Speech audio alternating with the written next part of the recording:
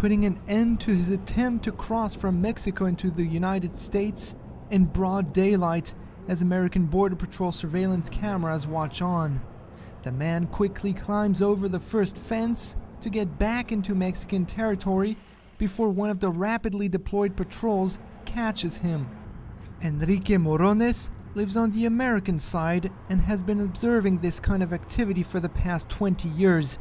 He plants water bottles along the border for clandestines who have often come from far under unbearable heat. According to him, the construction of the wall has only made the journey more dangerous for illegal aliens. So what these walls are meant to do is keep the people from crossing from city to city, forcing them to cross in the most extreme areas.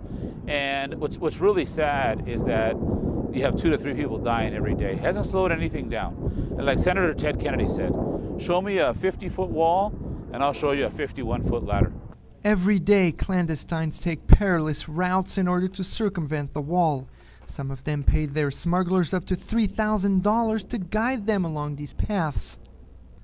You have literally thousands of people that cross through here. This is one of the areas where they do cross, and you can see footprints.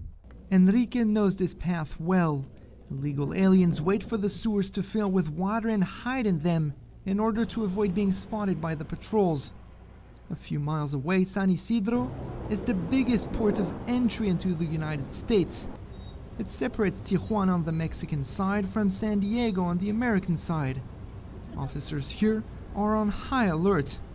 The wall has forced many aliens seeking entry into the United States to hide in vehicles rather than cross through the desert. Well, we processed between 15 and 23 million cars last year, and of those, let's say for example, there were 4,000, a little over 4,000 organized smuggling events that occurred in vehicles. So I mean, it's a very small number, but when you look at 4,000 smuggling events, that equated to 23,000 undocumented aliens in those events. So they're huge numbers for us. The wall has caused an increase in illegal activity at San Isidro's border and other ports of entry. Because it does not span across the entire border, however, many illegal aliens continue to find their way to Enrique's bottles of water.